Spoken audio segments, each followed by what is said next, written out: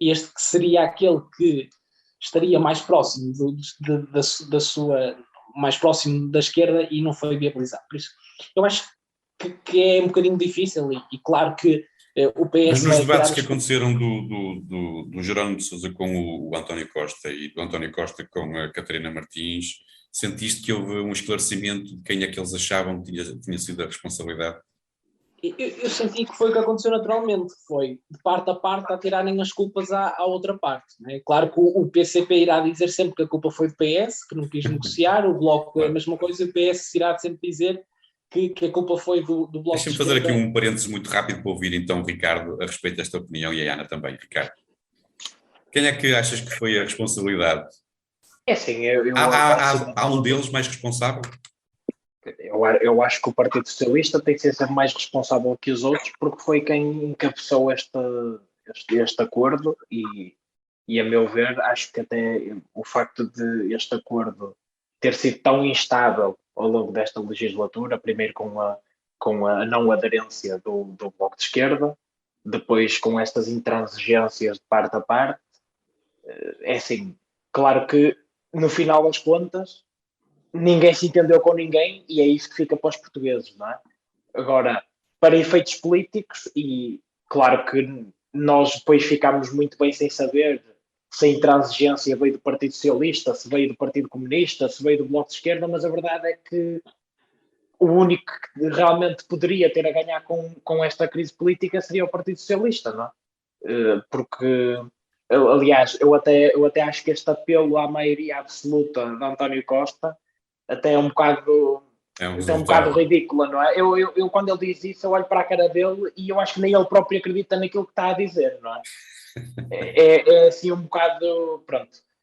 Claro, mas assim. Sinto nas tuas palavras que atiras um pouco, ou achas, ou tens esta opinião de que o Partido Socialista é mais responsável um bocadinho que os outros. Eu acho que é assim, o Partido Socialista sabe que parceiros é que arranjou, não é? E sabe quais são as exigências deles. Exato. Se o Partido Socialista negociou com esses parceiros várias coisas ao longo das últimas legislaturas. Sim, mas não deixa de ser interessante aquilo que o Paulo disse, quer dizer, exatamente do orçamento mais à esquerda é quando depois os mais à esquerda não aceitam o orçamento. Não, e eu concordo com o Paulo. É preciso dizer que até agora muitas das reivindicações que foram feitas pelo Partido Comunista Português e pelo Bloco de Esquerda foram realmente aprovadas, se calhar em sede orçamental, mas depois muitas vezes não foram executadas na prática, não é? E claro que isso torna há um revés da medalha nisso, não é? Estás a falar das cativações? Claro que sim. Claro, deixa-me avançar então para a Ana. Vamos ouvir o que a Ana também gostava de ouvir o que a Ana acha. Aqui tu como aqui representante, digamos assim, do maior partido da oposição, deixa-me ser aqui o velho do Restelo ou parte daqueles portugueses que acha que o PSD foi não o maior partido da oposição, mas aquele que mais apoiou António Costa, se calhar mais até do próprio Partido Comunista e o próprio Bloco de Esquerda, mas de quem é que é a responsabilidade do governo ter caído, digamos assim, se é que se pode utilizar este termo? Foram os comunistas, os bloquistas ou o próprio Partido Socialista? A responsabilidade é claramente do próprio Partido Socialista, portanto, sabia perfeitamente por que linhas estava a cozer quando fez o acordo tanto com o Bloco de Esquerda como com o PCP. Portanto, já havia quesílias internas dentro deste acordo, dentro desta geringonça, porque lembrar que o Orçamento de Estado de 2021 já tinha sido também, não foi aprovado por parte do Bloco de Esquerda. Portanto, isto já se previa que alguma vez, de algum dia, isto teria que terminar, portanto, foi este ano, e uma das razões pelas quais a Catarina Martins diz que inviabilizou o Orçamento de Estado de 2022 foi pelo facto de fazerem, das contratações, eles terem de fazer mais 5.000 horas, 5.000 horas a mais no trabalho, portanto, ela diz que foi uma dessas razões. Lá está, a culpa foi mesmo do Partido Socialista por se ter colocado nesta própria situação. Exatamente. Agora, relativamente ao PSD, e cito o Rui Rio, quando ele diz que, quando o António Costa diz, aliás, que o Partido Social Democrata esteve com ele e aprovou várias vezes determinadas situações, é verdade, porque nós neste período de tempo, em 2 anos, estivemos numa pandemia e, como o Dr. Rui Rio diz, nós temos que efetivamente cooperar quando estamos em situações destas e não ser uma afronta. Portanto, até ao dia de hoje assim foi, e agora estamos numa situação de oposição. Portanto, Ana, deixa-me colocar-te aqui uma questão um pouquinho à parte. Eu sei que Lousada não foi dos concelhos no país que mais apoiou o Rui Rio. Até pela... Certo. Em relação aos 2 candidatos do PSD. Mas estando agora com o Dr. Rui Rio, a líder do PSD e eu sei que eles têm feito muita referência de que não estamos a eleger um primeiro-ministro, estamos a eleger os deputados, etc. Mas isso, lá está, né? Seguindo aquela vossa conversa pragmática de início, nós estamos aqui a tentar, é óbvio que estamos a escolher um primeiro-ministro. O Rui Rio, com este seu sentido de Estado, é um bom candidato para primeiro-ministro em Portugal? Primeiro esclarecer que a JST de Lousada não tomou qualquer posição, porque lá está, era uma eleição interna. Eu não falei da JST de Lousada, falei do PSD de Lousada.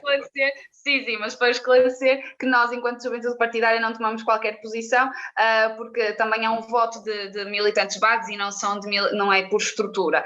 Relativamente ao PSD, não foi o PSD de Lousada em si também que apoiou o candidato, foram alguns dirigentes que apoiaram o Dr. Paulo Rangel. Contudo, houve sempre a democracia. E é legítimo e democrata, quer dizer, não há problema nenhum. Agora, colocado agora este líder...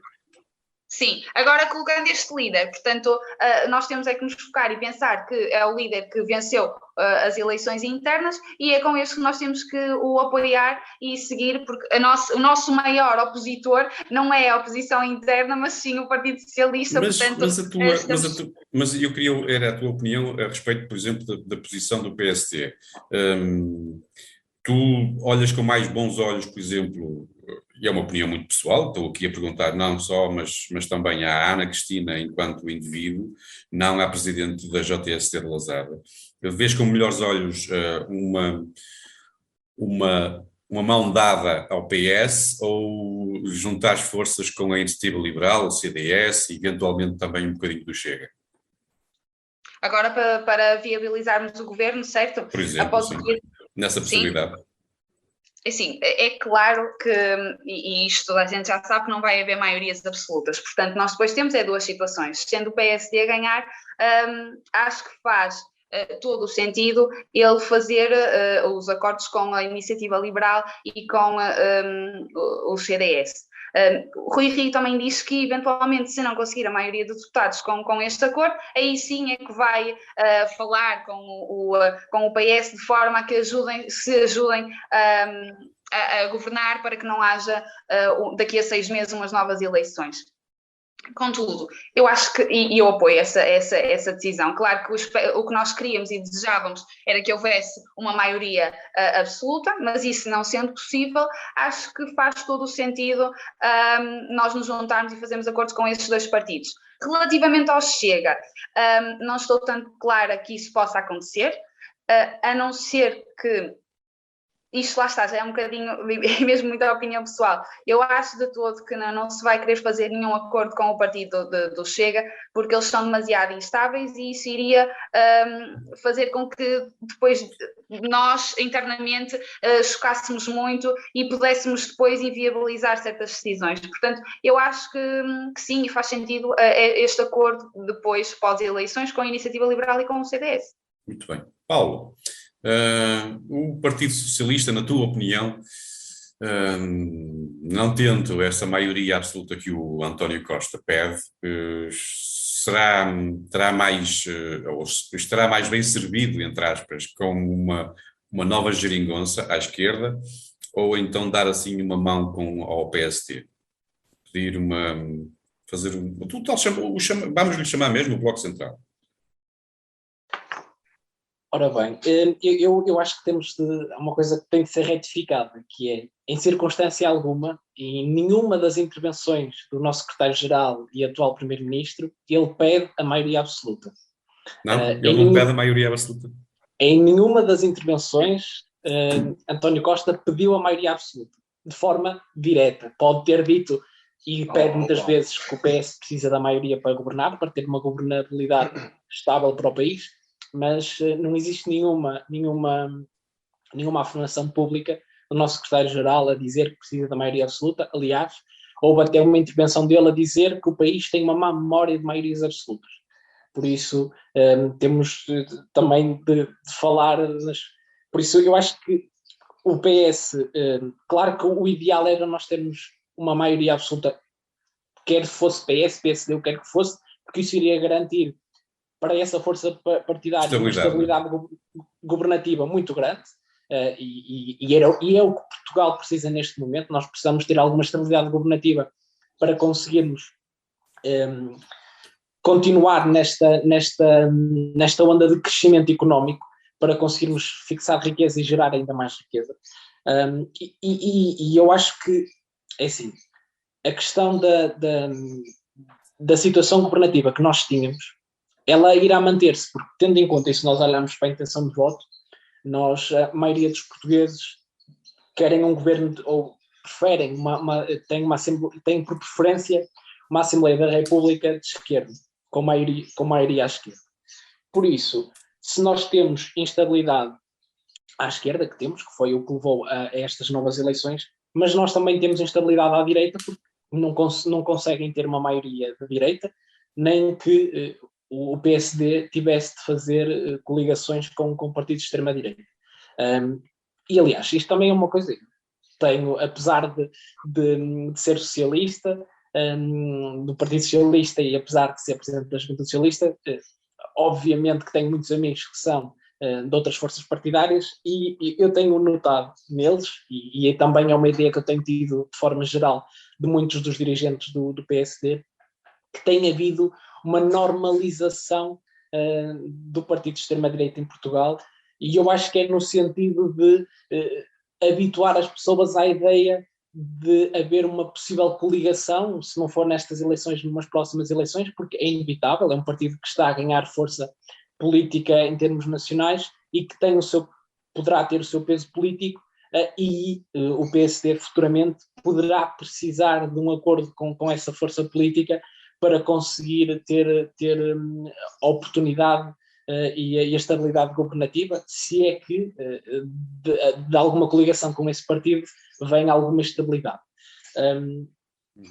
Relativamente à pergunta concreta que me colocou, relativamente ao PS, se estará melhor servido nas próximas eleições com uma coligação à esquerda ou com a viabilização de orçamentos por parte do PSD, eu acho que fazer um bloco central é sempre péssimo para o país, porque tão importante como a governação, é muito importante a oposição, porque a oposição tem um papel importantíssimo de fiscalização daquelas que são as opções governativas, e é essencial que nós tenhamos, num país democrático, uma oposição forte e uma governabilidade igualmente forte. Ou seja, quando nós entramos na onda e no campo de não haver oposição, estamos a entrar aí por regimes pouco democráticos, e eu penso que essa não será a solução ideal. Por isso, acho que poderá ser um governo com acordos à esquerda. Aliás, a Catarina Martins já demonstrou a intenção de fazer um acordo escrito com o Partido Socialista, que era uma coisa que não existia, e um acordo escrito.